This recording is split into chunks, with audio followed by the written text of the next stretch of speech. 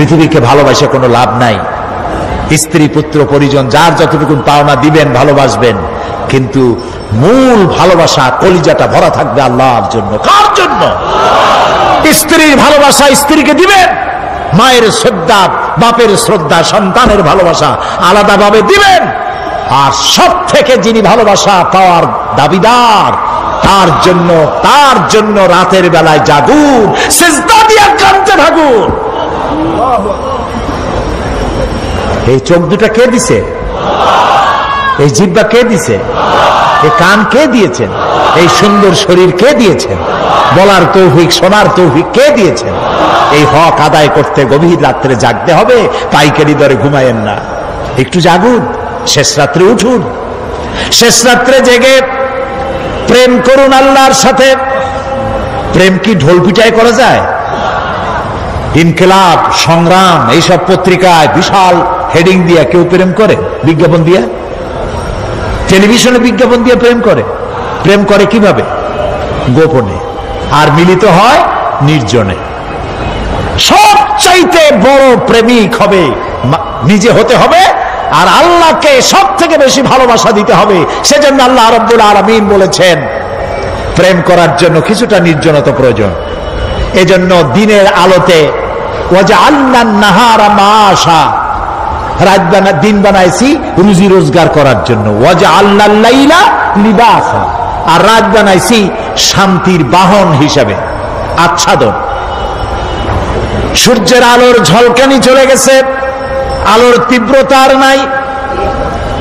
গোটা পৃথিবীর উপরে আমি একটা কালো চাদর দিয়া ঢেকে দিলাম রাতের আধার, আর একেবারে অন্ধকার না করে আকাশে ডিম লাইটের মতো করে কতগুলি তারা জ্বালাইয়া দিলাম।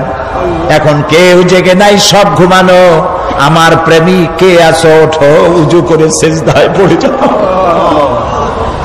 সিজদায় পড়ে যাও, কান্দো, গুনাহ মাপ চাও, যা করেছো মাপ চাও। তুমি গুনাহ করেছো আর আমি মাফ করার মালিক। ইন্নাল্লাহা ইয়াগফিরুয যুনুবা জামিআ, সব মাফ করে দেব, গুনাহগুলি নেকি দিয়া বদলায় দেব। আমার কাছে কাঁদো, চোখের পানি ফেলো। প্রিয় ভাই, সব রাতে জাগতে শিখুন। রাসূলুল্লাহ বলেছেন ওর থেকে ভালো স্বামী আর দুনিয়ায় নাই। কে বলেছেন?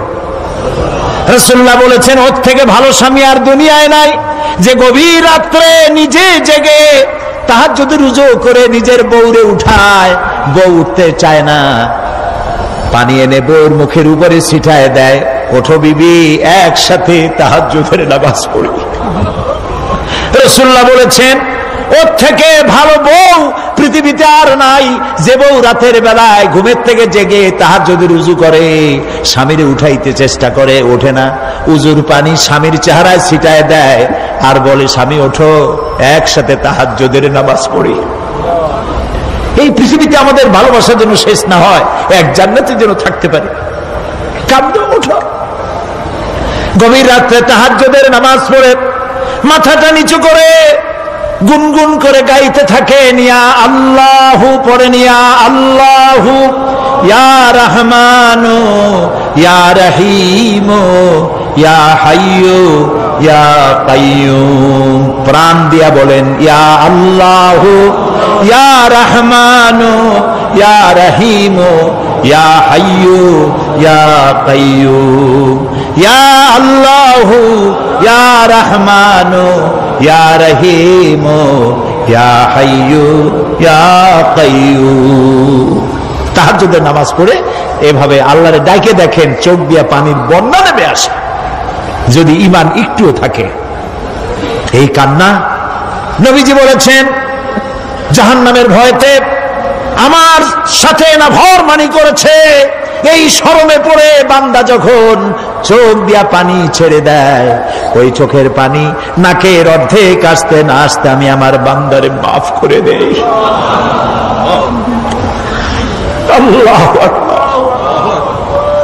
আল্লাহ আমাদের কান্দার তৌফিক দাও, তাহাজ্জুদ পড়ার তৌফিক দাও, পাঁচ ওয়াক্ত নামাজ পড়ার তৌফিক দাও, তোমাকে ভয় করার তৌফিক দাও, তোমার ভয় আর মোহাব্বত দিয়া কলিজা ভরে দাও, তোমার রাসূলুল্লাহর মহব্বত দিয়ে আমাদেরকে পাগল বানায় দাও আল্লাহ। দুনিয়া বড় খারাপ জায়গা। এই দুনিয়ায় আল্লাহর কাছে সৌন্দর্য চাইতে হবে দুনিয়ার, কিন্তু দুনিয়াকে স্থায়ী মহব্বত করা যাবে না। প্রিয় ভাই সব, আপনি যদি লন্ডনে যান, আমেরিকায় যান, কোনোদিন যান নাই, যাইতে হলে এখান থেকে টেলিফোন করেন, ওখানে বন্ধু বান্ধব আছে নাকি? তো লন্ডনে আমেরিকায় সেখানে যাবেন, ওখানে আপনার বন্ধু বান্ধব গ্রামের লোক আছে কিনা খোঁজ করেন, ঠিক না? আবার এখান থেকে ফরেন কারেন্সি নিয়ে যান, যেহেতু ওখানে টাকা চলবে না। টেলিফোন করেন, মোবাইল করেন, ফ্যাক্স পাঠান, আরো টাকা পয়সা সাথে নেন। এরপরেও চিন্তা থাকে, আল্লাহ এরপরে যদি কেউ না আসে তাহলে আমি যাবো কেমনে? এরপরে যাওয়ার সময় আবার বলে দেন যে ভাই আমি কিন্তু আসতেছি, লন্ডন কোনোদিন আসি নাই, তুমি কিন্তু এয়ারপোর্টে থাকো। একটা বিদেশে যাওয়ার জন্য এত প্রস্তুতি নেন, তো সব জায়গায় বন্ধু বান্ধব কেউ না কেউ তো আছেই। কিন্তু আমরা এমন একটা দেশে যাব যেখানে কেউ নাই, ফরেন কারেন্সি চলে না, গ্রামের লোক নাই, বাবা নাই, বন্ধু নাই, মা নাই, কেউ নাই। যিনি রিসিভ করবেন, যার সাহায্যের কাঙ্গাল, বদামল করে তার শত্রু বানায় রাখছি, বন্ধু বানাইতে পারি নাই, তাহলে কি জবাব হবে কিয়ামতে? কি হবে কবরে? কি হবে উপায়? এই জন্যে প্রিয় ভাইয়েরা আমার, দুনিয়ার সঙ্গে মহব্বত কমায় দিয়া আখিরাতের মহব্বত বেশি করে করতে হবে। আর দুনিয়ায় যতদিন বেঁচে আছি ততদিন নেক আমল করে মানুষের সাথে সদাচরণ করতে হবে। আল্লাহ তাআলা বলেছেন, লাইসাল বিররা আন তুওয়াল্লু ওয়াজুহাকুম কিবালাল মাশরিকি ওয়াল মাগরিবি ওয়ালাকিন্নাল বিররা মান আমানা বিল্লাহি ওয়াল ইয়াউমিল আখির। পূর্ব এবং পশ্চিমে কতবার তুমি মাথা ঝুঁকাইছো, এটাই কিন্তু তোমার জন্য কল্যাণ। এর মধ্যে কল্যাণ নিহিত নয়। তার মানে কি? আপনি কত সেজদা আল্লাহরে দিলেন, কত মানুষ তো আছে সেজদা দিতে দিতে কপালে কালো দাগ হয়ে গেছে, আছে না? কিন্তু মিথ্যা ছাড়ে না। কিয়ামতের দিন, বুখারী শরীফের হাদিস, আল্লাহ পাকের নবী বলেছেন, কিয়ামতের দিন সর্বপ্রথম আল্লাহ জিজ্ঞেস করবেন, বান্দা নামাজ পড়ছো কিনা? প্রথম প্রশ্ন কি? বলেন, প্রথম প্রশ্ন কি? যার নামাজ কবুল, তার সমস্ত নেক আমল মঞ্জুর। যার নামাজ কবুল হবে না, কোনোটাই মঞ্জুর হবে না। কথা বুঝতে পেরেছেন? নামাজ সঠিকভাবে আদায় করতে হবে। নবী করিম সাল্লাল্লাহু আলাইহি সাল্লাম ইন্তেকালের 5 দিন আগে থেকে জ্বরাক্রান্ত হলেন, রোগাক্রান্ত হলেন, জ্বরে আর মাথার যন্ত্রণায় অস্থির হয়ে যেতে লাগলেন, বেহুশ হন, আবার হুশ হন। যেদিন তিনি ইন্তেকাল করবেন তার আগের দিনেও তিনি জোহরের নামাজ পড়ার জন্য সাহাবীদের কাঁধের উপরে ভর দিয়ে নামাজ পড়তে গেছেন। পা উঁচু করে নিতে পারেন নাই, পা টেনে টেনে নিয়েছেন। তিনি সেখানে খুতবা দিলেন, বললেন, ও আমার উম্মতেরা, এই পৃথিবীতে আল্লাহ রাব্বুল আলামিন তার এক বান্দাকে পৃথিবীর সব জাগতিক সম্পদ দিতে চেয়েছিলেন, কিন্তু সেই বান্দা সব জাগতিক সম্পদকে উপেক্ষা করে আল্লাহর সঙ্গে দিদার করা বেশি পছন্দ করেছেন। কেউ কিছুই বুঝলো না। হযরত আবু বকর রাদিয়াল্লাহু তাআলা আনহু খুব কাঁদতে লাগলেন। তিনি বুঝতে পেরেছেন যে এই পৃথিবীতে সমস্ত সম্পদ দিতে চেয়েছিলেন আল্লাহ যাকে, তার নাম বিশ্বনবী। তিনি সবগুলি উপেক্ষা করে আল্লাহর সঙ্গে দিদার করা বেশি পছন্দ করেছেন। আমরা অতি তাড়াতাড়ি নবীজি থেকে নবীর এতিম হয়ে যাব। পরের দিন ইশার নামাজের রক্ত হলো, আজান হয়ে গেল,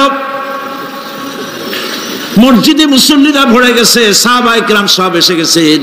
হুজুরের জন্য বহুক্ষণ অপেক্ষা করার পর হযরতে আবু বকর রাদিয়াল্লাহু তাআলা আনহু তিনি ইমামতির জায়গায় দাঁড়ায় গেছেন।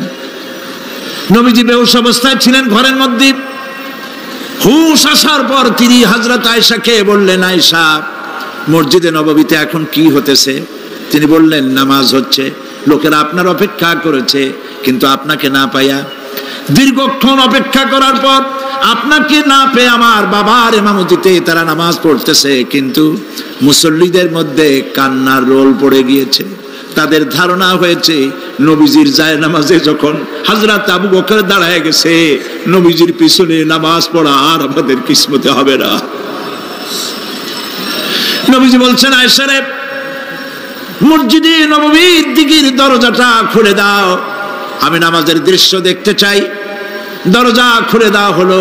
নবীজি কোন রকম মাথা উঁচু করে মসজিদে নববীতে নামাজের দৃশ্য নিজে অবলোকন করে আবার শুয়ে পড়লেন। হযরত আয়েশা লক্ষ্য করে দেখেন নবীজির চোখের পানি দিয়ে কোনা দিয়া পানি বেয়ে বেয়ে পড়ছে।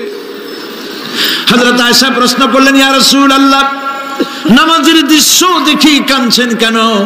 হুজুর বলেন, আয়েশা রে, এটা কোনো দুঃখের পানি নয়, আমি কাঁদতেছি এই জন্যে, এই নামাজের জামাত কায়েমের জন্য তায়েফের ময়দানে অনেক রক্ত ঝরেছে, আবার উহুদের ময়দানে দান দান শহীদ হয়েছে, সাহাবায়ে কেরাম জীবন দিয়েছে। আজ আমি দেখতে পেলাম আমার উম্মতেরা জামাতে নামাজ পড়ছে। আমার ধারণা হলো ভবিষ্যতে কিয়ামত পর্যন্ত আমার উম্মতেরা এইভাবে জামাত বন্দী হয়ে নামাজ আদায় করবে। নবীজি আবার বেহুশ হয়ে পড়লেন। মসজিদে নববী থেকে আজ আর কেউ বাড়ি যায় না, সবাই কান্দে। আজ রাত বোধহয় নবীজি কাটাবেন না। মেয়েরা কাঁদতেছে, সাহাবায়ে কেরাম কাঁদতেছেন, আজওয়াজে মুতাহারাত তারা কাঁদতেছেন। নবীজির আবার হুঁশ হলো, তাকায় দেখেন ঘরের মধ্যে কান্নাকাটি, মসজিদে নববীতে কান্নাকাটি। সব থেকে বেশি কাঁদতেছেন মা ফাতেমা। নবীজি হযরত ফাতেমার কান্না দেখে ইশারা করলেন, কাছে আয়। হযরত ফাতেমা রাসূলের কাছে গেলেন। নবীজি কানে কানে কি যেন বললেন, কান্নাটা বন্ধ হয়ে গেল। হযরত আয়েশা জিজ্ঞেস করলেন, মা, তোমার আব্বা তোমার কানে কি বললো আর কান্না বন্ধ হয়ে গেল? হযরত ফাতেমা বলে, আম্মাজি, আমার আব্বা আমাকে বললেন, মা ফাতিমা, তোমার কান্না আমার বরদাস্ত হয় না, কেঁদো না, আমি মৃত্যুর পরে সকলের আগে তোমার সাথে আমার দেখা হয়ে যাবে। হযরত ফাতেমা বলছেন, আম্মাজি, আমি বুঝতে পেরেছি আমার আব্বার এই কথার অর্থ কি। নবীজির ইন্তেকালের পরে আত্মীয় স্বজনের মধ্যে সবার আগে আমার মৃত্যু হবে, আর আমার পিতার সাথে আমি মিলিত হতে পারবো। রাত যখন শেষ হয়ে এলো, নবীজির হুঁশ হয়েছে, তাকায় দেখেন হযরত জিবরাইল দাঁড়ানো। হযরত জিবরাইল নবীজির চেহারা মোবারকের দিকে তাকায় বলেন, আসসালামু আলাইকা ইয়া রাসূলুল্লাহ, আল্লাহ আপনাকে সালাম বলেছেন, আর আল্লাহ পাক জানতে চেয়েছেন আপনার মুখে আপনি কেমন আছেন। আল্লাহ জানেন আপনার অবস্থা কি, তারপরেও আপনার মুখে শুনতে চেয়েছেন আপনি কেমন আছেন। নবীজি বলছেন, জিবরাইল, বড় কষ্টে আছি, বড়ই যন্ত্রণা, বড়ই কষ্ট। হযরত জিবরাইল বলছেন, ইয়া রাসূলুল্লাহ, আজকে এক নতুন ফেরেশতা আমি সাথে করে নিয়ে এসেছি। এই ফেরেশতা পৃথিবীর কোন নবী অথবা কোন মানুষের কাছে যাওয়ার জন্য অনুমতি চায় না, আজ আপনার কাছে অনুমতি ভিক্ষা চায় কাছে আসার জন্য। ওই ফেরেশতার নাম হচ্ছে মালাকুল মউত। হযরত মালাকুল মউত বলেন, ইয়া রাসূলুল্লাহ, এই পৃথিবীতে আদম আলাইহিস সালাম থেকে নিয়ে পর্যন্ত কোন মানুষের জান কবজের জন্য আমার অনুমতি চাওয়া লাগে নাই, আর কোনোদিন লাগবে না। আজ আমি আসার সময় আল্লাহ বলেছেন আপনার জান কবজের জন্য আমি যেন আপনার কাছে অনুমতি ভিক্ষা চাই। নবীজি বলছেন, আমি যদি অনুমতি না দেই তো কি হবে? হযরত মালাকুল মউত বলছেন, ইয়া রাসূলুল্লাহ, অনুমতি যদি না দেন আমি ফেরত চলে যাব, আমাকে সেভাবেই বলা হয়েছে।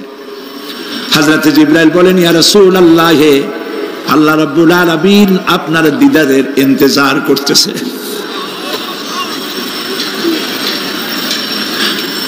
নবীজি বলছেন, মালাকুল মউত, তুমি জান কবজের কাজ শুরু করো। মালাকুল মউত যখন কাছে এসেছে, রাসূল জিজ্ঞেস করলেন, আয়েশা, ঘরে যে কয়েক টুকরা স্বর্ণ ছিল সেগুলোর কি অবস্থা? ছোট ছোট 6 টুকরা স্বর্ণ ছিল। হযরত আয়েশা বলছেন, হুজুর, আমি এগুলো রেখে দিছি। হুজুর বলছেন, না, রাখতে পারবে না, আমার ইন্তেকালের আগে খয়রাত করে দাও। মুহাম্মদ সাল্লাল্লাহু আলাইহি ওয়াসাল্লাম আল্লাহর কাছে অবস্থায় উঠবে না যে তার ঘরের ভিতরে সোনা ছিল, দিয়ে দাও, খয়রাত করে দিয়ে দাও। হযরত মালাকুল মউত রাসূলের জান কবজ শুরু করে দিলেন। রাসূলুল্লাহ জীবনের শেষ কথা বললেন, আসসালাত আসসালাত ওয়া মা মালাকাত আইমানুকুম। আমার উম্মতেরা, বিদায় লগ্নে বলে গেলাম, নামাজ নামাজ নামাজ ছেড়ে দিও না।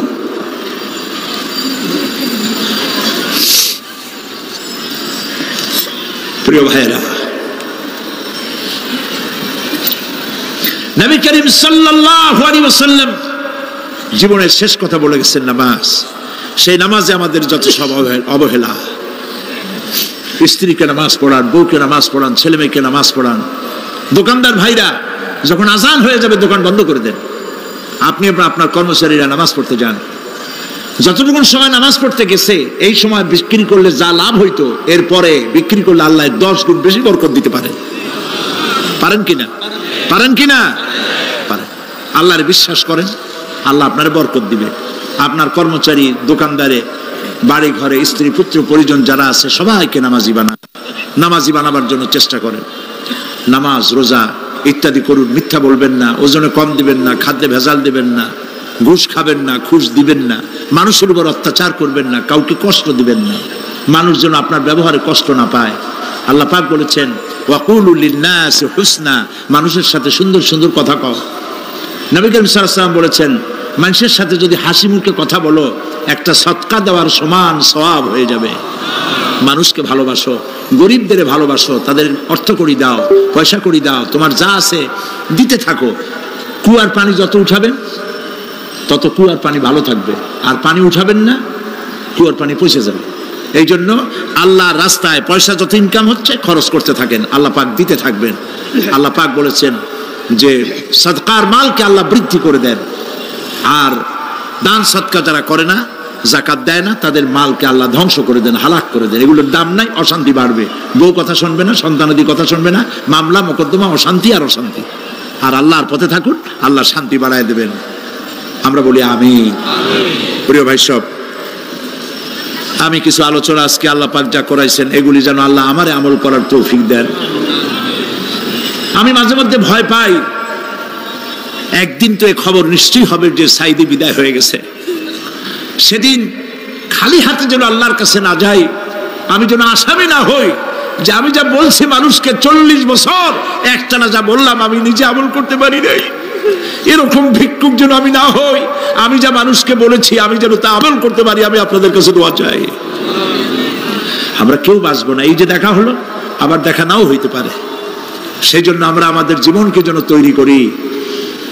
আপনারা কোরআন শরীফ পড়ুন, দিন শিখুন, ঈমান শিখুন, ভালো থাকুন, ভালো হয়ে চলুন। আল্লাহ রাব্বুল আলামিন পরীক্ষার জন্য আমাদেরকে এই ময়দানে ছেড়ে দিয়েছেন। প্রশ্ন কি হবে আল্লাহ সব বলে দিয়েছেন। প্রশ্ন কি হবে? তোমার যৌবন, এ ব্যাপারে প্রশ্ন করা হবে। কোন পথে ইনকাম করেছো প্রশ্ন করা হবে। কোন পথে খরচ করেছো প্রশ্ন করা হবে। দ্বীনের ইলম যতটুকুন হাসিল করেছিলে তার কতটুকুন নিজে পালন করেছো, আর দ্বীনের দাওয়াত কতটুকুন মানুষের কাছে পৌঁছায়ছো। প্রত্যেকটি ব্যাপারে কিয়ামতে আল্লাহর কাছে জবাব দিতে হবে। এই জন্য কবি বলছেন, আমল সে জিন্দেগি বনতি হ্যায়, ये जन्नत भी व जहन्नम भी, ये खाके अपनी फितरत है ना नारी ना नूरी। মানুষের জীবন আমল দিয়ে গঠন হয়, আমল দিয়ে জীবন গড়ে। নইলে এই মাটির তৈরি দেহ জান্নাত আর জাহান্নামের কিছু দিয়ে তৈরি হয় নাই। আপনি ইচ্ছে করলে দেহটাকে জাহান্নামের জন্য উপযোগী করতে পারেন, ইচ্ছে করলে এই দেহটাকে জান্নাতের জন্য উপযোগী করতে পারেন। এটি আপনার ইখতিয়ারে আল্লাহ দিয়েছেন, আপনাকে বাধ্য করা হয় নাই যে সেজদা না দিলে ফেরেশতা এসে ঘাড়ের উপরে পিটাবে, সুদ ঘুষ জেনা করলে পরে ঠ্যাং পিটায় ভেঙে দেওয়া হবে না। আপনি বাধ্য নন। আপনি সম্মানিত জীব, আল্লাহ সম্মানিত প্রাণী আল্লাহ পাকের। সেই জন্য মানুষকে বাধ্য করা হয় নাই। অটোনোমাস বডি, অটোনমি দেওয়া হয়েছে, আপনাকে স্বাধিকার দেওয়া হয়েছে। চন্দ্র সূর্যের ব্যাপারে স্বাধিকার দেওয়া হয় নাই। রাত এখন 7:35, সূর্যের বাপেরও ক্ষমতা নাই বাংলাদেশে এখন উকি মারে, ঠিক কিনা? সে এখন আমেরিকায় রোদ দিচ্ছে, তাপ দিচ্ছে আমেরিকায়। ওকে নির্ধারণ করা হয়েছে যেভাবে, সেইভাবেই করতে হবে। পানি বলেন, পাহাড় বলেন, পাখি বলেন, চন্দ্র বলেন, গ্রহ বলেন, নক্ষত্র বলেন, সব জিনিস বাই হুক অ্যান্ড ক্রুক আল্লাহর হুকুম মানতে বাধ্য। কোরআনে কারীম আল্লাহ পাক বলেছেন, আফাগায়রা দীনিল্লাহি ইয়াবগুন ওয়া লাহু আসলামা মান ফিস সামাওয়াতি ওয়াল আরদি তাওআন ওয়া কারহা। আল্লাহর দেওয়া জীবন ব্যবস্থা ছেড়ে দিয়ে তোমরা কি অন্য কোনো মতবাদ তালাশ করো? ওয়া লাহু আসলামা মান ফিস সামাওয়াতি ওয়াল আরদ, অথচ আকাশে যা আছে, জমিনে যা আছে, সব আনুগত্যের মস্তক আমার সামনে অবনত করে দিয়েছে। সুবহানাল্লাহ। মানুষকে আল্লাহ পাক ইখতিয়ার দিয়েছেন, ইচ্ছে করলে মাহফিলও আসতে পারেন, ইচ্ছে করলে সিনেমাও ঢুকতে পারবেন, অসুবিধা নেই।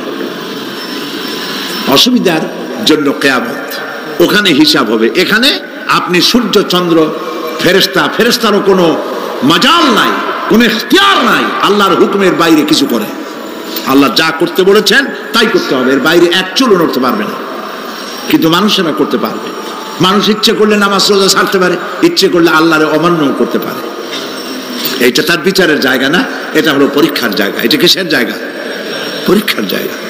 এখানে আপনি কামাই করলে ওখানে কিছু পাবেন, এখানে কামাই না করলে কিছু পাবেন না। আরো সোজা করে বলি,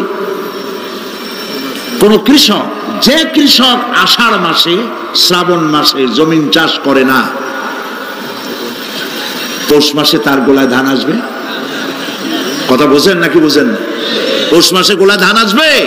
কোনো পাগলও বলবে না যে তুমি তো চাষই করো নাই, তুমি জমিনে, তোমার জমিনের ফসল তোমার ঘরে আসবে কেন? কাজী এই দুনিয়ায় পরীক্ষা দিলে এখানে রেজাল্ট হয়, এখানে গাছ লাগাইলে এখানে ফল দেয়। কিন্তু মানুষের জন্য আল্লাহ পাক যে আমল তৈরি করেছেন, পরীক্ষা নেবেন, সেই পরীক্ষার রেজাল্ট এখানে হবে না। পরীক্ষার রেজাল্ট আউট হবে কোথায়? আখিরাতে। বলেন সবাই, কোথায় হবে? পরীক্ষার রেজাল্ট আউট হবে কোথায়? আখিরাতে। এইখানে আপনি যা কামাই করবেন এখানে রিটার্ন দেওয়া হবে না। এখানে যা কামাই করবেন সমস্ত কামাই 700 গুণ বর্ধিত আকারে কিয়ামতে আল্লাহ আপনার হাতে ধরাই দিবেন। আল্লাহর ওয়াদা কখনো মিথ্যা হয়? মিথ্যা হয় রাজনৈতিক দলের নেতারা, এই জাতীয় লোকেরা যারা মঞ্চে আসে আর বলে যে এবার আমাদের ভোট দেন, আমরা ক্ষমতায় যাইতে পারলে আপনারা না খাইয়া কেউ মরবেন না। কিন্তু কি খাইয়া মরবে তাও কয় না। সেদিন শুনলাম এই যে নির্বাচন এখন একটা চলতেছে, স্লোগান বাপ দাঁড়াইছে, ছেলে তো বলে রহিম ভাই আমার ভাই, তোমার ভাই, বাপের নাম রহিম। তারপরে শুনলাম বলতেছে বেগুন ভাইয়ের চরিত্র, আজকে নাম রাখে তো আদর করে, বেগুন, পটল, বেগুন ভাইয়ের চরিত্র ফুলের মতো পবিত্র। আমি আর একজনের পাশের থেকে কইল যে নামাজ পড়ে না, একক তো এমনই ফুলের মতো চরিত্র। তো দুনিয়ার ময়দানে আপনি যা কামাই করবেন এখানে রেজাল্ট আউট হবে, এখানে আপনি পাবেন ফল, এখানে পাবেন। যা করবেন এখানে গাছ লাগাবেন, ফল লাগাবেন, এখানে পাবেন। আর আল্লাহর জন্য যেটা করবেন সেটার ফল, সেটার রেজাল্ট কিয়ামতে বাইরে হবে। সুবহানাল্লাহ। এখানে পরীক্ষা দিয়ে যদি কেউ ফেল করে, ম্যাট্রিক পরীক্ষা দিয়ে ফেল করেছে, ফাজেল পরীক্ষা দিয়ে ফেল করেছে, আবার পরীক্ষা দিয়ে পাস করার সুযোগ আছে, আবারও ফেল করেছে, আবারও পরীক্ষা দিয়ে পাস করার সুযোগ আছে। 10 বার যদি ফেল করে আরো 10 বার পরীক্ষা দিয়ে পাস করার সুযোগ আছে। কিন্তু কিয়ামতের দিন আল্লাহ রাব্বুল আলামিনের জীবনের পরীক্ষায় কোনো মানুষ যদি আল্লাহর আদালতে ফেল করে বসে একবার, দ্বিতীয়বার পরীক্ষা দেওয়ার আর কোনো সুযোগ নাই। এই পৃথিবীতে যদি কেউ নিম্ন আদালতে মামলায় হেরে যায়, জজ কোর্টে করবে, যদি হেরে যায় হাইকোর্টে করবে, হেরে গেলে আপিল করবে সুপ্রিম কোর্টে, সুপ্রিম কোর্টেও যদি হেরে যায় তাহলে প্রেসিডেন্টের কাছে আপিল করবে। সুযোগ আছে কয়েকবার। কিন্তু কিয়ামতের দিন জীবনের আদালতে কোনো মানুষ যদি একবার ফেল করে বসে, জীবনের মামলায় যদি একবার হেরে যায়, দ্বিতীয়বার আপিল করার আর কোনো জায়গা নাই। সে আখিরাতে রেজাল্ট আউট হবে। আমরা সব মরে যাব, আমরা সব কি হব? সব মরে যাব। আল্লাহ পাক আমাদেরকে উঠাবেন আবার। মানুষকে কবরে রাখার সময় আমরা কি বলি? মিনহা খালাকনাকুম, জানেন না? পড়েন, মিনহা খালাকনাকুম ওয়া ফিহা নুঈদুকুম ওয়া মিনহা নুখরিজুকুম তারাতান উখরা। এই মাটি দিয়ে তোমাকে তৈরি করা হয়েছিল, এই মাটির মধ্যে রেখে গেলাম, এর থেকে আবার তোমাকে উত্থিত করা হবে। কে বলতেছেন এ কথা? আল্লাহ পাক বলছেন, আল্লাহ তাআলা বলছেন। কি নিষ্ঠুর এই পৃথিবী! ভেবে দেখেছেন কি একবারও কি ভেবে দেখেছেন এই পৃথিবী কত নিষ্ঠুর? এই সন্তান সন্ততি সব একটি মোহ, একটি মায়া, একটি মহব্বত, একটি প্রতারণা। যে বউয়ের জন্য হারাম ইনকাম করেছেন, যে সন্তানদের জন্য হারাম ইনকাম করেছেন, জান দিলেন, রক্ত দিলেন, জীবন দিলেন, সারা রাত কষ্ট করেছেন, দৌড়দৌড়ি করেছেন, যখন মরে গেলেন, যে বাচ্চাটা আপনি কোলে না নিলে কলিজা ঠান্ডা হয় না, সেই বাচ্চা বলবে, মাকে বলবে, মা বাপের লাশ যে রুমে আছে আমার সেখানে নিও না, আমার ভয় করে। ঠিক কিনা? স্ত্রীও আরো দুই একজন লোক না হলে লাশের ঘরে থাকতে পারবে না, তারও ভয় করবে। থাকলে বড় জোর মা থাকতে পারে, বাপ থাকতে পারে। যাকে বিবাহ করার পর অনেক সন্তান আছে, মা বাপকে চোখে দেখতে পারে না, বউর কথা মতো মায়ের সাথে কথা বলা বন্ধ করে দেয়। হয়তো কুমিল্লা এরকম নাও থাকতে পারে। বউ তো নালিশ করছে, মায়ের সাথে কথা কয় না, আবার বলে এই বুড়িটা মরে না কেন? নাউযুবিল্লাহ, নাউযুবিল্লাহ। বুড়িটারে মরার কথা বলতেছো তুমি? তোমার ছোট্টবেলায় যখন তোমার টাইফয়েড হয়েছিল, অসুখ করেছিল, গরিব বাবা, বাড়িতে ল্যাপ নাই, খাতা নাই, তোষক নাই, সেই জায়গায় মা তার কাপড় বিছায় দিয়া বুকের উপরে নিজের শরীরের উষ্ণতা দিয়া বাঁচায় রাখার চেষ্টা করেছে, নিজে না খেয়ে খাওয়াইছে, অসুখ সারে না। মা ওই মুমূর্ষু বাচ্চার সেরানে তার মাথার কাছে বসে তাহাজ্জুদের নামাজ পড়ে কোরআন শরীফ তেলাওয়াত করে, চোখ দিয়া পানি পড়ে, আর বলতে তাকে, রব্বুল আলামিন আমার জীবনটারে দিয়া আমার কলিজার টুকরা সন্তানটারে বাঁচাইয়া দাও। যেই মা নিজের জীবন দিয়া সন্তান বাঁচাইতে চাইলো, সেই সন্তান আজকে বউ পাইয়া মাকে ভুলে যায়, মায়ের সাথে খারাপ ব্যবহার করে। আল্লাহ রাব্বুল আলামিন বলেছেন, মা বাবার সঙ্গে খারাপ ব্যবহার করো না, ভালোবাসায় কথা বলো। ওয়াকুল লাহুমা কাওলান কারীমা, সম্মান সূচক কথা বলো। মা বাবার জন্য দোয়া করো আমার কাছে। কে বলতেছেন? আল্লাহ তাআলা বলছেন দোয়া করো আমার কাছে এই ভাষায়, রব্বিরহামহুমা কামা রাব্বায়ানি সাগীরা। পড়েন সবাই, রব্বিরহামহুমা কামা রাব্বায়ানি সাগীরা। আয় আমার রব, আমার মা বাপ যেমনে ছোটবেলায় আমাকে অত্যন্ত যত্ন করে লালন পালন করেছে, আল্লাহ তাআলা তুমি দয়া করে আমার মা বাপকে তোমার রহমতের করে লালন পালন করো। সুবহানাল্লাহ। প্রত্যেক নামাজের পর সকলে এই দোয়া পড়বেন, মনে থাকবে? মনে থাকবে? প্রিয় ভাই সব, সেই কিয়ামতের মাঠে আমাদেরকে উঠতে হবে, আল্লাহর দরবারে উঠতে হবে। সেই সময় আমাদেরকে কেউ উপকার করবে না। يوم لا ينفع مال ولا بنون, সম্পদ আর সন্তান সন্ততি কোনো কাজে লাগবে না। মা তার সন্তানকে চিনবে না, সন্তান তার মাকে চিনবে না, বাপ তার সন্তানকে চিনবে না, কেউ কাউকে পরিচয় দিবে না। কি মারাত্মক অবস্থা! মানুষ চরম অসহায় হয়ে যাবে। চতুর্দিকে ফেরেশতার আনাগোনা, সূর্য মাত্র 1 হাত উপরে, প্রচন্ড তাপ নিয়ে সূর্য অবস্থান নেবে, মাথার চান্দি ফেটে গিয়ে গুনাহগারের মাথার মগজ গলে গলে পড়তে থাকবে। পিপাসার যন্ত্রণায় জিহ্বাটা ঝুলে কুকুরের মতো করে নাভিস্থল পর্যন্ত ঝুলে পড়বে। কেউ উপকার করবে না, কেউ জিগাবেও না। অনেক লোক আছে পীরের কাছে মুরিদ হয় আর মনে করে পীর সাহেব তারে কিয়ামতে সুপারিশ করবে। অসম্ভব। আয়াতুল কুরসির মধ্যে আমরা পড়ি মান যাল্লাযী ইয়াশফাউ ইনদাহু ইল্লা বিইজনিহি।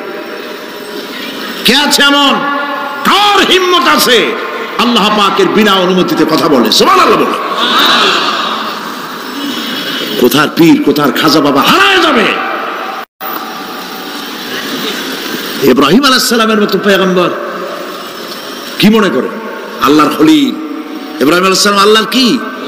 আল্লাহর খলিল। আল্লাহর খলিল কিয়ামতের দিন বলবেন আল্লাহ পাক, আয় আল্লাহ তাআলা, আমার বাপের কাছে আমার একটা ওয়াদা ছিল, আমি সুপারিশ করব তার জন্য, তুমি দয়া করে আমার বাপকে জাহান্নাম থেকে ক্ষমা করো, আমি তার জন্য সুপারিশ করতেছি। আল্লাহ তাআলা বলবেন, ইব্রাহিম তোমার সুপারিশ মঞ্জুর হলো না। কথা বুঝতেছেন না? বুঝতেছেন না? ইব্রাহিম আলাইহিস সালাম যদি বাপের জন্য সুপারিশ করতে না পারে, ইব্রাহিম আলাইহিস সালাম তিনি যদি তার বাপের জন্য সুপারিশ করিয়া যদি ব্যর্থ হন, আপনার পিসাব কোন কামে লাগবে চিন্তা করেন। নবী করিম সাল্লাল্লাহু আলাইহি ওয়াসাল্লামকে প্রশ্ন করা হয়েছে, হে রাসূল আপনার আব্বা আম্মার অবস্থা কি হবে? কথা কি শোনেন নাকি? আপনার আব্বা আম্মার অবস্থা কি হবে? নবী করিম সাল্লাল্লাহু আলাইহি ওয়াসাল্লাম বলেছেন, আমি আমার আব্বা আম্মার কোন উপকারে আসব না। ইন্না লিল্লাহি ওয়া ইন্না ইলাইহি রাজিউন। তাহলে কোন সাহসে মনে করতেছেন কোন পীর কোন একটা বিদেশ থেকে দেশের থেকে একটা নাজিল হলো আর ওইটার পিছনে পিছনে দৌড়াবেন, সে আপনারা নাজাত দেবে, তার পায়ে চুমা খাবেন? এই পায়ে হাত দিয়ে কদম বুঝি করা বাদ দেন। টাকা ইনকাম করার জন্য মানুষকে ভুল পথে পরিচালিত করছে অনেক পীর। আছে না এমন? খালি মানুষে টাকা দেয়, জামায় অনেক পকেট, খালি টাকা নেয় সমানে ঢুকাইতে থাকে চতুর্দিক দিয়ে, বাইরে বোঝার উপায় নাই।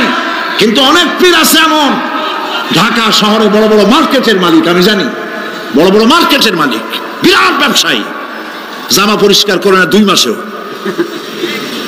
মানুষে দেখাবার জন্য গামছাটা নাকের কাছে ধরে ফত ফত করে আওয়াজ করে, মনে হয় যেন কাঁদতেছে। আজ বিশাল তাসান্ন হাবিজাবি জিকির শিখায়, লা ইলাহা কতক্ষণ, ইল্লাল্লাহ কতক্ষণ, আল্লাহ আল্লাহ কতক্ষণ, কোথায় পাইছো? ইল্লাল্লাহ ইল্লাল্লাহ কিসের জিকির? ইল্লাল্লাহ মানে কি? আল্লাহ ছাড়া, আল্লাহ ছাড়া, আল্লাহ ছাড়া, আল্লাহ ছাড়া কি? কাজী রাসূলুল্লাহ যা করেন এগুলি বেদাত। এইসব পীরের পাশে যাবেন না, মনে থাকবে।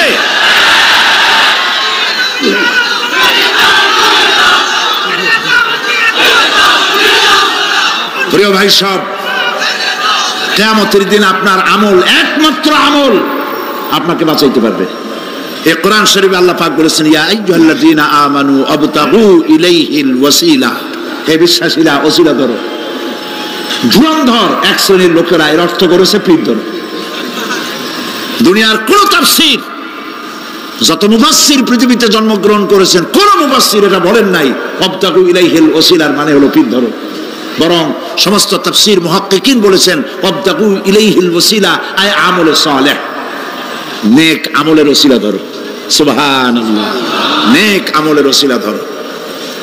প্রিয় ভাই সব, ধান্দাবাজি ছাড়তে হবে। কিয়ামতের দিন মানুষ একেবারে অসহায় হয়ে যাবে, কেউ সাহায্য করবে না। সেই দিন প্রশ্নপত্র সামনে আসবে, আমলনামাগুলি বেঈমানের পিছন দিক থেকে বাম হাতে আসবে আর ইমানদারের সামনে থেকে ডান হাতে আসবে।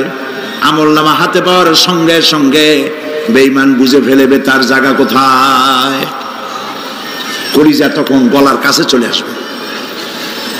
সত্য ছিল একসাথে। মনে করেন এই মাহফিলের মধ্যে, মনে করেন এইখানে সন্ত্রাসী আছে, খুনি আছে, ওয়ান্টেড, মোস্ট ওয়ান্টেড আসামি এর মধ্যে আছে, ধরা যাচ্ছে না অনেক মানুষের মধ্যে। হঠাৎ করে অর্ডার হলো যে ভিতরে এসবিআইবি ঢুকিয়ে দেওয়া হয়েছে, গোয়েন্দা বিভাগের লোক ঢুকিয়ে দেওয়া আছে, সন্ত্রাসী মোস্ট ওয়ান্টেড যারা আছে বেরিয়ে পড়ো, এক পাশে চলে আসো। তখন অবস্থাটা কি হবে তাদের? মজা লাগবে? পায়ের রক্ত মাথায় উঠে যাবে, চোখ দিয়ে রক্ত পড়া শুরু করবে। সমস্ত মানুষ একসাথে ছিল হাসরের ময়দানে। হঠাৎ করে অর্ডার হয়ে যাবে, আমতাজুল ইয়াউমা আইয়ুহাল মুজরিমুন, হে অপরাধীর দলেরা আলাদা হয়ে যাও। ইন্না লিল্লাহ, আলাদা হয়ে যাও। সমস্ত মানুষ সেখানে খালি পায়ে উঠবে, কারো পায়ে জুতা নাই, স্যান্ডেল নেই, পরনে কোনো কাপড় নাই, গায়ে কোনো কাপড় নাই, মাথায় কোনো আবরণ নাই। হযরত আয়েশা সিদ্দিকা রাদিয়াল্লাহু তাআলা আনহা, তিনি নবী করিম সাল্লাল্লাহু আলাইহি ওয়াসাল্লামের কাছে কিয়ামতের এই বর্ণনা শুনে কাঁদতেছিলেন আর বলতেছিলেন, হে আল্লাহর রাসূল, কিয়ামতে সকলকে ভাবে উঠতে হবে, এমনকি আমাকেও? হুজুর বললেন, প্রত্যেকটি মানুষকেই উলঙ্গিনী হয়ে উঠতে হবে। তিনি প্রশ্ন করলেন, তখন কি শরম হবে না? নবী করিম সাল্লাল্লাহু আলাইহি ওয়াসাল্লাম বলছেন, জাহান্নামের ভয়তে কেউ কারো দিকে তাকাবার সুযোগ পাবে না। সব উপরের দিকে তাকায় থাকবে আর বলবে, আল্লাহ আমারে বাঁচাও, আল্লাহ আমারে রক্ষা করো। সমস্ত নবীরা, সমস্ত নবী আদম আলাইহিস সালাম থেকে শুরু করে ঈসা আলাইহিস সালাম পর্যন্ত সব নবী বলবেন, নাফসি নাফসি, আল্লাহ আমারে বাঁচাও, আমাকে রক্ষা করো। কোথায় যাবে আপনার পীর সাহেব? একমাত্র ব্যক্তি বিশ্বনবী মুহাম্মদুর রাসূলুল্লাহ সাল্লাল্লাহু। মানুষেরা হয়রান হয়ে যাবে, আদম আলাইহিস সালামের কাছে যাবে, আবাল বাশার, আপনি প্রথম মানুষ, আমরা বিপদে শেষ হয়ে গেছি, 50,000 বছর দাঁড়ায় আছি। কয় বছর দাঁড়ায় থাকতে হবে? কোথায় আছে? এই কোরআন শরীফে 50,000 সানা মিম্মা তাউদ্দুন। এই পৃথিবীতে গণনা করলে 12 মাসে 1 বছর, 12 বছরে 1 যুগ, এরকম করে করে 50,000 বছর পৃথিবীতে গুনলে যত বড় লম্বা হয়, বিচারের দিনটা এত বড় লম্বা হবে। সবাই বলবে, আদম আলাইহিস সালাম আমাদের জন্য একটু আল্লাহকে সুপারিশ করুন যেন তিনি আমাদের বিচারটা তাড়াতাড়ি করে দেন। তিনি বলবেন, আমার পক্ষে সম্ভব না, আল্লাহর সামনে দাঁড়িয়ে কথা বলার আমার কোনো সাহস নাই, আমি পারবো না। নূহ আলাইহিস সালামের কাছে যাও, নূহ আলাইহিস সালাম বলবেন, আমি পারবো না। মুসা আলাইহিস সালামের কাছে যাও, তিনি বলবেন, আমি পারবো না। ইব্রাহিম আলাইহিস সালামের কাছে যাও, একজন আরেকজনের কাছে পাঠাবে। সর্বশেষ ঈসা আলাইহিস সালামের কাছে লোকেরা আসবে, হাসরবাসী। ঈসা আলাইহিস সালাম বলবেন, আমি তো পারবোই না, কারণ পৃথিবীর শত শত কোটি নাসারারা আমাকে আল্লাহর ছেলে বলেছে, অথচ আমি তাদের তা বলতে বলি নাই। আমি নিজের ব্যাপারেই আজকে শঙ্কিত, আমারে তারা আল্লাহর ছেলে বলছে।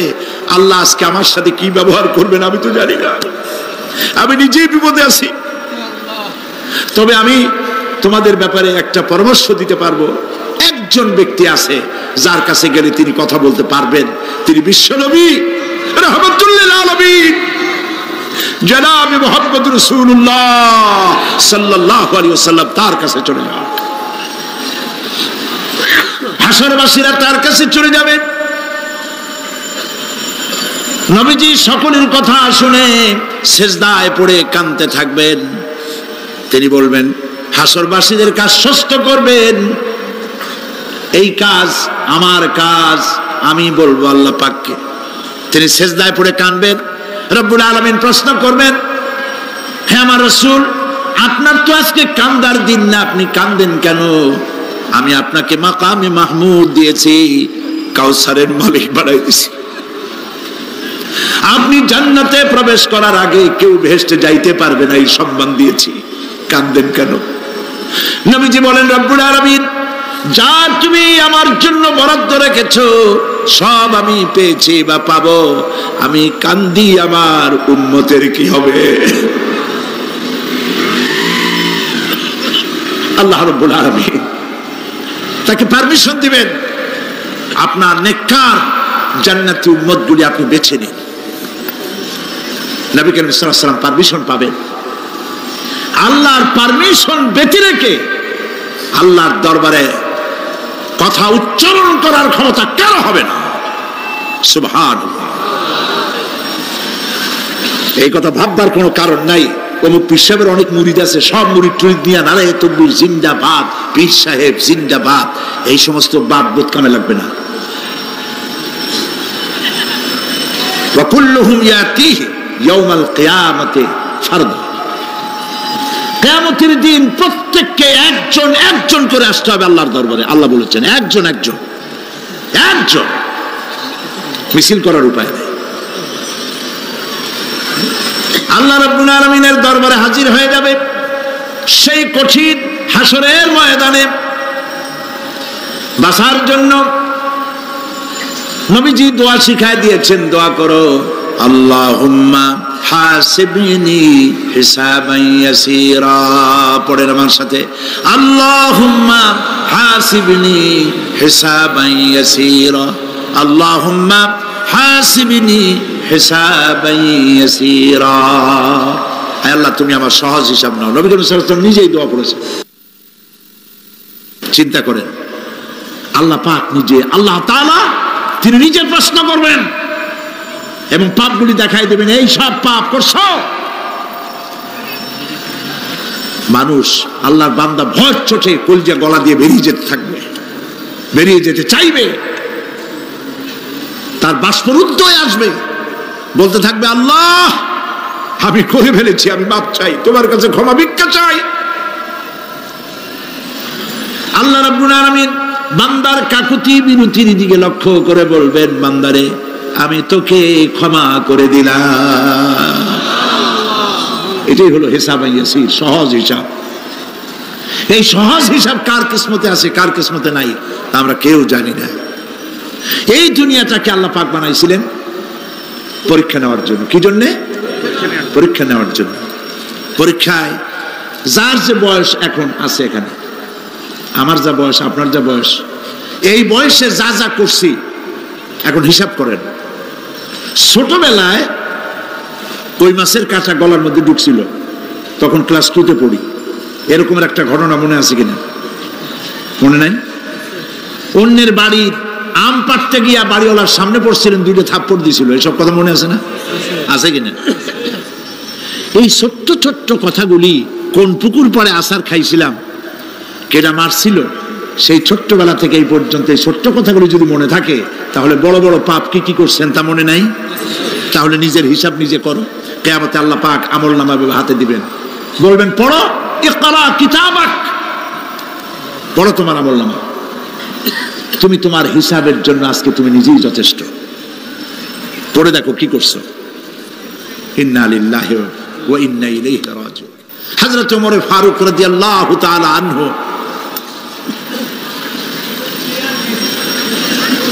তিনি একবার অন্ধকার রাত্রে যাচ্ছিলেন, পিছনে ছিল অনেক লোকজন ছিল।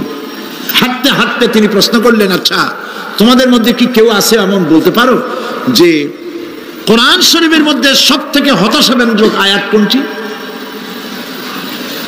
একজন জবাবে বললেন, অন্ধকার পিছনে, অন্ধকারের মধ্যে পিছন থেকে একজন জবাব দিল, ফামান ইয়ামাল মিসকালা যাররাতিন খায়রান ইয়ারা ওয়া মান ইয়ামাল মিসকালা যাররাতিন শাররান ইয়ারা।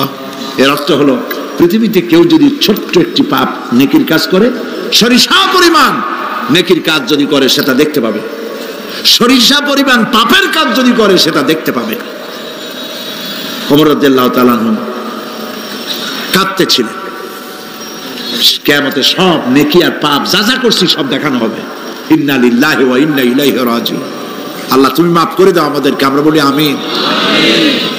কতক্ষণ হাঁটার পরে তিনি প্রশ্ন করলেন, আচ্ছা মুমিনদের জন্য কোরআনের মধ্যে সব থেকে আশাব্যঞ্জক কোন আয়াত কি আছে?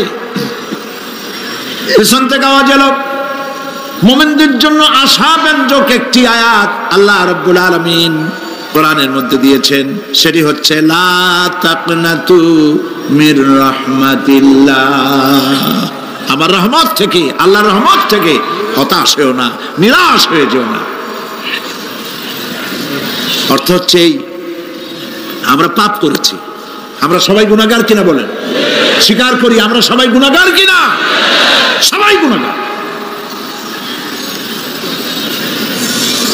এই গুনাহগার মানুষগুলি যদি গুনায় তওবা করে, গুনার জীবনে করব না তওবা করে কেউ যদি আল্লাহর রহমতের দিকে এক বিঘত অগ্রসর হয়, হাদিসে কুদসির ভিতরে এসেছে, আল্লাহ পাক বলেন, আমি আমার ওই বান্দার দিকে এক হাত আগায়া যাই। কোন বান্দা যদি গুনাহ তওবা করে আর যদি গুনাহ না করে আমার দিকে যদি হেঁটে আসে, আমার রহমত বান্দার দিকে দৌড়াইয়া যায়। আল্লাহর গজবের চাইতে রহমত বেশি। বান্দা, তোমার গুনাহ যদি আকাশ সমান হয়, আল্লাহর, তোমার গুনাহ যদি পাহাড় সমান হয়, আল্লাহর রহমত আকাশ সমান। তোমার গুনাহ যদি আকাশ সমান হয়, আল্লাহর রহমত তার আরশে আজিম ছায়া গেছে। সুবহানাল্লাহ। মাপ চাও, ক্ষমা চাও, তওবা করো, জীবনে গুনাহ আর করবো না। যে ব্যক্তি তওবা করবে, গুনাহ থেকে বাঁচবে, আল্লাহ তাদেরকে রক্ষা করবেন। প্রিয় ভাইয়েরা, এই দুনিয়ার জিন্দেগিতে পৃথিবীর মহব্বতে আমরা পাগল হয়ে গেছি। সবাই শুধু টাকা টাকা, টাকা ছাড়া দুনিয়াটা ফাঁকা। দুনিয়া কা মজা লে লো, দুনিয়া তোমারি হ্যায়। খাও দাও ফুর্তি করো, দুনিয়াটা মস্ত বড়। এগুলি শয়তানদের কথা। কাদের কথা? শয়তানদের কথা। আল্লাহ বলেছেন, কুলু ওয়া তামাত্তাউ, খা, জব্বার খাও, খা, খার ফুর্তি কর। মাতাউন কালিল সুম্মা মাওয়াহুম জাহান্নাম ওয়া বিসাল মাসির। সামান্য কয়েকদিনের জন্য দালান কোঠা বানাইয়া ফুর্তি কর, এরপরে জায়গা হবে জাহান্নামে। জায়গা হবে কোথায়? জাহান্নামে। প্রিয় ভাইয়েরা, এই দুনিয়াটার দৃষ্টান্ত একটা পরের স্ত্রীর মতো সুন্দরী যুবতী, রূপবতী, স্বাস্থ্যবতী পরের একটা স্ত্রী। এইটারে দেখে আফসোস করে কোনো লাভ আছে? জবাব দেন। যারা কথা বোঝেন তারা জবাব দেন। অন্যের সুন্দরী তরুণী, তন্নী, রূপবতী যুবতী, রূপের ছটায় চতুর্দিকে আলোকিত, এরকম একটা পরের বউ দেখে আফসোস করে কোনো লাভ আছে? ওর তো বিয়ে হয়ে গেছে, তুমি আফসোস করে লাভ কি? গলা দড়ি দিয়ে মরলেও লাভ নাই। এই পৃথিবী একটা সুন্দরী পর স্ত্রীর মতো। একে যত মহব্বত করবেন, আল্লাহর রহমত থেকে তত দূরে চলে যাবেন। আর এই দুনিয়ার উপরে যত লাথি মারবেন, আল্লাহর দিকে তত আগায় যাবেন। খালি টাকা চাই, টাকা টাকা। বাড়ি একটা আছে আরো 6টা চাই, দোকান 5টা আছে আরো 7টা চাই, গাড়ি একটা আছে আর 50টা চাই। এই চাই আর চাই, খাই আর পাই, এই করতে করতে মানুষের জীবন শেষ হয়ে যায়। আহারে, একেবারে খালি হাতে চলে গেল। ইন্ডাস্ট্রি পড়ে থাকলো, বাড়ি পড়ে থাকলো, গাড়ি পড়ে থাকলো, 3খান কাপড় নিয়ে চলে গেল গর্তের মধ্যে। আহারে, ছেলে মেয়ে বউ চোখের একটু পানি ফেলাইলো ওই দিন, আর কিচ্ছু না, কবরের মধ্যে রেখে দিল। এখন কবরের ভিতরে ফেরেশতা চলে এসেছে। বেঈমান হয়ে যদি মারা যেয়ে থাকে, ঈমান নিয়ে মরে নাই, বেঈমান হয়ে মারা গেছে, কলেমা মনে আসে নাই, জিজ্ঞেস করা হবে, মান রব্বুকা মা দীনুকা মান নাবিয়ুকা, কে তোমার রব, কি তোমার দিন, কে তোমার নবী? বেঈমান বলবে, হায় হাতা লা আদরি, জানি না। নাউযুবিল্লাহ, বলে নাউযুবিল্লাহ, জানি না। এখানে আপনি মুখস্থ করে গেলেই যে ওখানে জবাব দিতে পারবেন এমনটি হবে না। আমল, আমল করতে হবে, আমল তৈরি করতে হবে। আমল মানে কিন্তু এইটা না যে আপনি বসে বসে তসবিহ পড়বেন। এটা লোকের আমল করে, যে লোকটা খুব আমলদার, খুব আমল করে। আমলের ইংরেজি হচ্ছে ওয়ার্ক, বাংলা হলো কাজ। তো কেউ বসে বসে কোনো কাজ নাই, তসবিহ টিপতেছে, এটা কিন্তু আমল হইল? আপনার সমস্ত কাজগুলি হতে হবে আল্লাহরে খুশি করার জন্য। দোকানদারি করবেন, আল্লাহরে খুশি করার জন্য করেন। আচ্ছা, ওখানে পরে আসতেছে। কবরের ভিতরে জবাব দিবে, আমি কিছু জানি না। কিছুই যখন জানলো না, শাস্তি শুরু হয়ে যাবে। সিজ্জিনে তার রূহ রাখা হবে, এ মাটির দেহ মাটির সঙ্গে মিশে যাবে। কবরের মধ্যে কোনো প্রচন্ড শাস্তি বা জাহান্নামের আগুন ইত্যাদি দিয়েছি, প্রচন্ড কোনো শাস্তি হবে না। শাস্তি হবে কবর আযাব, আযাবুল কবর হক, আযাবে কবর হবে, তবে জাহান্নামের শাস্তি মতো হবে না। আসামি কনভিক্টেড না হওয়া পর্যন্ত, বিচার না হওয়া পর্যন্ত যেমন ফালায় রাখে জেলখানার কোন রুমে বা হাজতখানায়, ওই রকম সিজ্জিন নামক একটা জায়গা আছে, ওইখানে রেখে দেবে। শাস্তি হবে কিসের উপরে? রুহের পরে। অনেকে মনে করে যে কবর হলো ওই শুধু মাটির মধ্যে ওইটা, কিন্তু এইটার নাম শুধু কবর না। মানুষের জীবনের 4টে স্তর। কয়টা স্তর? একটা হলো আলমে আরওয়াহ, আরেকটি হচ্ছে আলমে আজসাম অথবা আলমে আসবাব, আরেকটি হচ্ছে আলমে বারজাখ, আরেকটি হচ্ছে আলমে আখিরাত। কয়টা হলো? চারটা। আলমে আরওয়াহ রূহের জগৎ, যেখান থেকে আমরা আসছি। আর আলমে আজসাম বা আলমে আসবাব হলো বস্তু জগৎ, যেখানে আমরা আছি। এরপরে মৃত্যু থেকে শুরু করে কিয়ামতের দিন পর্যন্ত যে সময়টা, এই সময়টার নাম হলো আলমে বারজাখ। বারজাখ শব্দের অর্থ হলো জবনিকা, পর্দা, স্ক্রিন, একটা পর্দার আড়ালে নিয়ে যাওয়া হবে। এরপরে হবে আলমে আখিরাত, যেখানে জবাবদিহির জন্য সকলকে উঠতে হবে। শাস্তি হবে রূহের উপরে। এখন আপনি বলবেন যে রূহের শাস্তি হয় কেমনে? রূহ তো দেখা যায় না। রূহ কি দেখা যায়? রূহ সম্পর্কে প্রশ্ন করা হয়েছে, ওয়ায়াসআলুনাকা আনির রূহ কুলির রূহু মিন আমরি রাব্বি। নবী, আপনাকে প্রশ্ন করা হয় রূহ কি জিনিস, আপনি বলুন রূহ হচ্ছে আল্লাহ পাকের একটি অর্ডার। তো এই অর্ডার একটি হুকুম, যার কোনো আকার নাই। এইটারে আল্লাহ শাস্তি কেমনে দেবে? এই শাস্তি আপনি এই দুনিয়ায় বুঝতে পারবেন। হঠাৎ করে আপনার গ্রেফতারি পরোয়ানা জারি হয়ে গেছে, তখন একটা টেনশন ক্রিয়েট করে। এই শাস্তিটা কোথায় হয়? বডির উপরে না রুহের উপরে? রুহের উপরে হয়। ঘুমায় আছেন, স্বপ্নে দেখতেছেন বাঘে তাড়াইতেছে, বউ কাছে শোয়া, পুলিশে তাড়াইতেছে, বাঘে তাড়াইতেছে, সাপে তাড়াইতেছে, ঘেমে ভয়, আপনি ভয়তে ঘেমে হার্টবিট এত বাড়ছে, ঘুমের থেকে জেগে বউরে ধমকাচ্ছেন যে আমারে বাঘে তাড়াইলো, তুমি একেবারে নাক ডেকে জন্মের মতো ঘুমাইতেছো। বউ তো টেরই পায় নাই, ঠিক কিনা? এই যে বাঘে তাড়াইলো, পুলিশে তাড়াইলো, সাপে তাড়াইলো, ঘুমের মধ্যে কষ্টে ঘাম বেরিয়ে গেল, এই শাস্তিটা কিছুর উপরে হইলো? রুহের উপরে। এটা আল্লাহ দেখাই দিলেন, মরার পরে এর থেকে মারাত্মক কঠিন শাস্তি রুহের উপরে হবে। তারপরে বডি বানানো হবে জাহান্নামে দেওয়ার জন্য। এগুলির ব্যাপারে আমি আলোচনা করেছিলাম চট্টগ্রামে এবছর সূরা নাবার তাফসীর করেছিলাম। সূরা নাবা, আম্মা ইয়াতাসাআলুন, 5 দিন তাফসীর করেছি। 31 জন হিন্দু খ্রিস্টান মুসলমান হয়ে গেছে এবার চট্টগ্রাম। নবী করিম সাল্লাল্লাহু আলাইহি ওয়াসাল্লাম বলেছেন, কেউ যদি দুনিয়ায় বেঁচে থাকা অবস্থায় কিয়ামতের দৃশ্য দেখতে চায়, সেজন্য সূরা নাবা, সূরা আত-তাকবীর, সূরা নাজিআত, সূরা আল-ইনফিতার, এই সূরাগুলি যেন পড়ে, তাহলে দুনিয়ায় জীবিত থাকা অবস্থায় কিয়ামতের দৃশ্য দেখতে পারবে। ঈমানদার ব্যক্তি, যে ব্যক্তি মরার সময় মুখে উচ্চারণ করতে পেরেছে লা ইলাহা ইল্লাল্লাহু মুহাম্মাদুর রাসূলুল্লাহ, জোরে সোরে পড়েন লা ইলাহা ইল্লাল্লাহ, লা ইলাহা ইল্লাল্লাহ, লা ইলাহা ইল্লাল্লাহ, লা ইলাহা ইল্লাল্লাহু মুহাম্মাদুর রাসূলুল্লাহ। কালেমা পড়ে মারা গেল। এরপরে কবরের ভিতরে মুনকার নাকির ফেরেশতা এসে হাজির হয়ে যাবে, প্রশ্ন করবে মান রব্বুকা। ঈমানদার ব্যক্তি বলবে রব্বি আল্লাহ। বলেন রব্বি আল্লাহ। আমার রব কে? আল্লাহ না, আল্লাহ। মোহব্বতের সাথে বলেন আল্লাহ।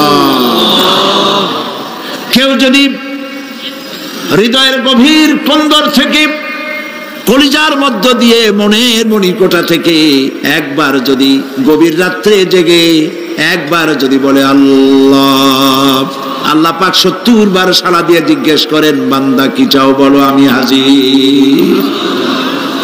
কি মজার নাম আল্লাহ! এর থেকে মজার নাম পৃথিবীতে নাই। এই মজা বেশি পাবেন তাহাজ্জুদের সময়। সুবহানাল্লাহ বলেন। রাত জাগতে শিখুন, তাহাজ্জুদের নামাজের অভ্যাস করুন। সমস্ত নবীদের উপরে তাহাজ্জুদ পড়া বাধ্যতামূলক ছিল।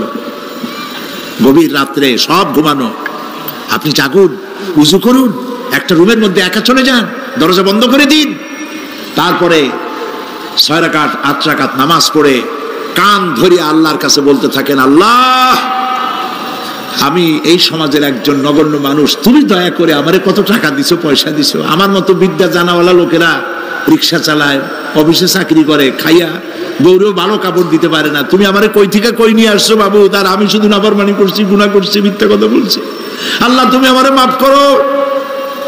গভীর রাত্রে গুনগুন করে নিজের কানে ধরে অপরাধ স্বীকার করে কাঁদতে থাকেন আর ডাকতে থাকেন, ইয়া আল্লাহু ইয়া রহমানু ইয়া রহিমু ইয়া হাইয়ু ইয়া কাইয়ুম। পড়েন, ইয়া আল্লাহু ইয়া রহমানু ইয়া রহিমু ইয়া হাইয়ু ইয়া কাইয়ুম, ইয়া আল্লাহু ইয়া রহমানু ইয়া রহিমু ইয়া হাইয়ু ইয়া কাইয়ুম।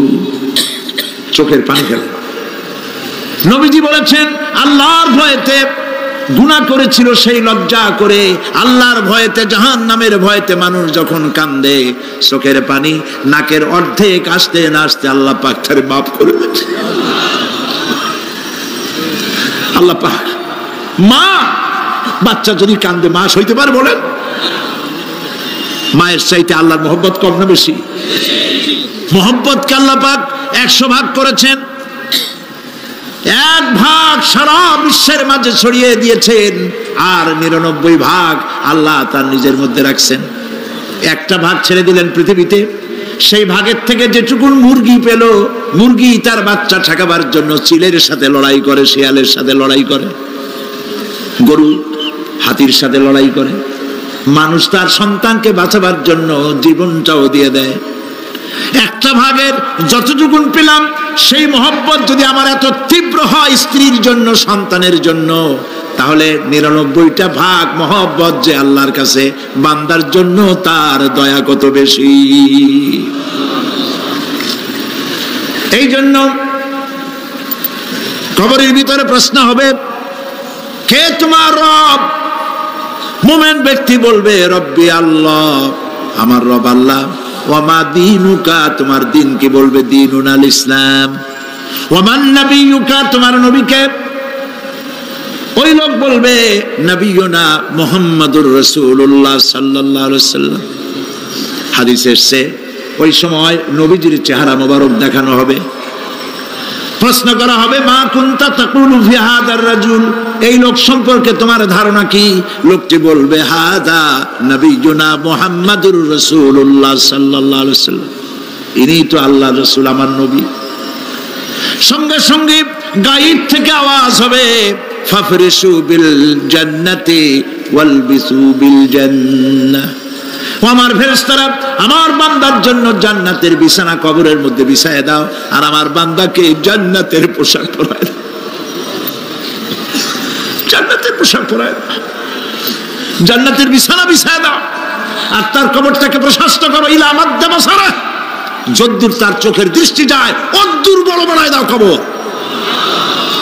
ফেরেশতারা বলবেন, নম কানাউমুল উরুস, দুলামিয়া যেমন বাসর সজ্জায় বউ নিয়ে ঘুমায়, তুমি আরামে ঘুমায় থাকো, ইলা ইয়াউমিল কিয়ামা।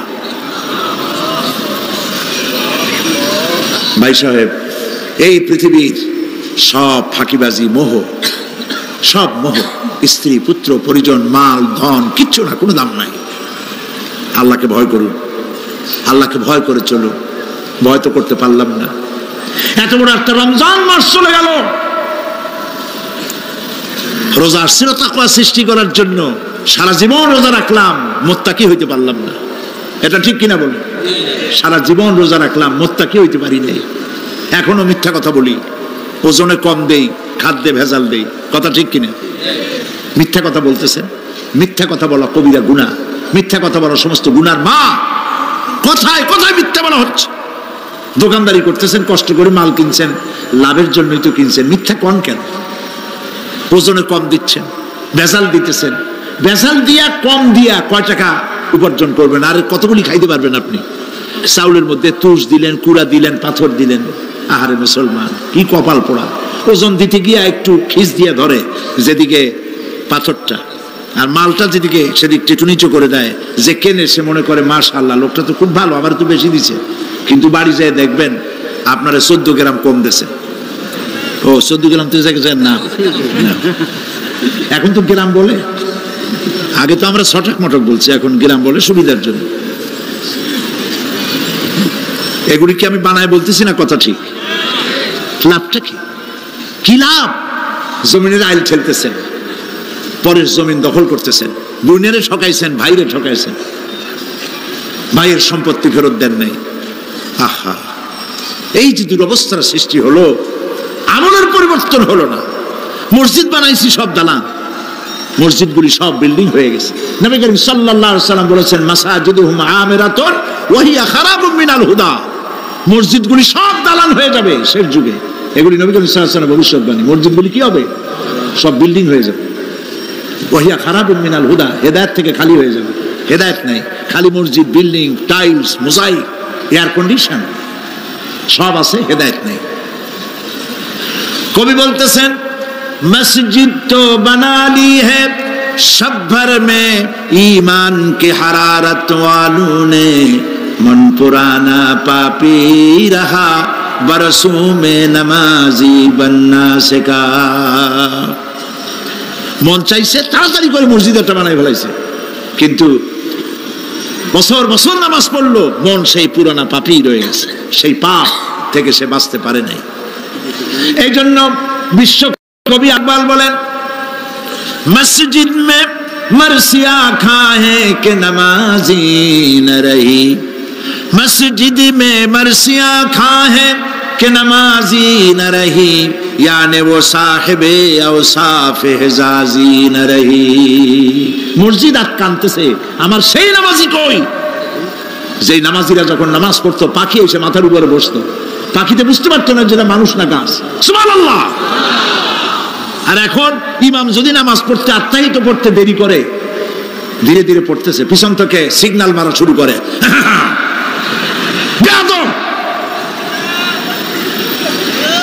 ইমাম যদি নামাজের মধ্যে, ইমামকে কখনো গলায় কাশি দিয়ে আপনি ডিকটেট করতে পারবেন না, বেয়াদবি, নামাজ নষ্ট হয়ে যাবে। অনেকে করে কিনা বলো, ওর নিজেরটা শেষ হয়ে গেছে, এই জন্য ইমাম করে না কেন, সেই জন্য কাশি দেয়। এটা ফাজলামি করার জায়গা নয়। প্রিয় ভাই সব, সুতরাং আমল যদি ভালো না হয়, মসজিদ সুন্দর বানায় লাভ হবে না। আমল যদি ভালো না হয়, সুন্দর জামা টুপি পরে কোনো লাভ হবে না। শরীরে হয়েছে ক্যান্সার আর মাথায় মাখতেছে লক্ষ্মীবিলাসের তেল, লাভ আছে? বলেন লাভ আছে? কোনো লাভ নাই। আমল পরিবর্তন, মিথ্যা ছাড়তে হবে, মিথ্যা ছাড়তে হবে। ওয়াদা করতে পারবেন যে মিথ্যা আর বলবো না? পারবেন? ওজনে কম দেব না, ওয়াদা করতে পারবেন? জমিনের আইল ঠেলবো না, পরের হক নষ্ট করবো না, অহংকার করবো না, পারবেন?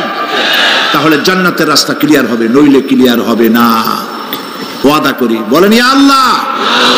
দুই হাত উঁচু করেন, বলেন ইয়া আল্লাহ, তোমার পবিত্র নামে কসম করি,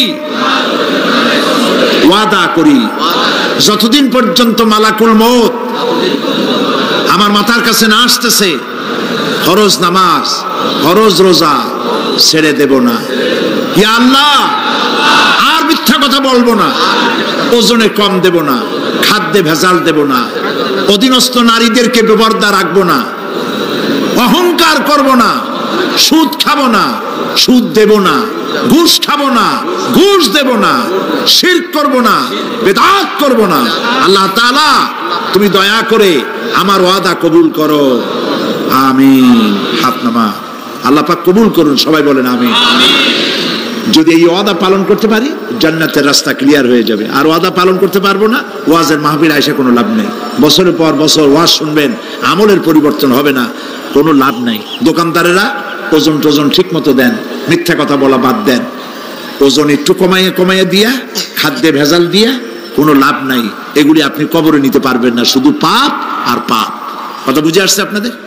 প্রত্যেকটি মানুষকে তাওহীদবাদী হতে হবে, শিরক মুক্ত হতে হবে। শিরক হলো মাজারগুলিতে গিয়ে মনের আশা আকাঙ্ক্ষা সেখানে বলা, এটি হচ্ছে শিরক। এই কাজ আপনারা করবেন না। কুমিল্লা কি মাজার আছে? আছে? কোন মাজারে যাবেন না, কোনোদিন যাবেন না, কোনো প্রয়োজন নাই। বিপদে পড়েছেন, উযু করবেন, মসজিদে চলে যাবেন, সুবহানাল্লাহ বলেন। মসজিদে গিয়ে 2 রাকাত কাজায়ে হাজতের নামাজ পড়বেন, আল্লাহর কাছে কাঁদবেন। মাজারে যিনি শুয়ে আছেন, বিশ্বাস করেন, কোরআন শরীফ আমার সামনে, বিশ্বাস করুন, যিনি কবরে শুয়ে আছেন আপনাকে 4 পয়সার উপকার করতে পারবে না। মাঝখানে আপনি শিরকের গুনাহ নিয়ে আল্লাহর দরবারে হাজির হবেন। মাজারে টাকা দিবেন না, পয়সা দিবেন না, মানত করবেন না। মাজার একটা ব্যবসা। মাজার আজকাল কি? মাজার আর রস সব ব্যবসা।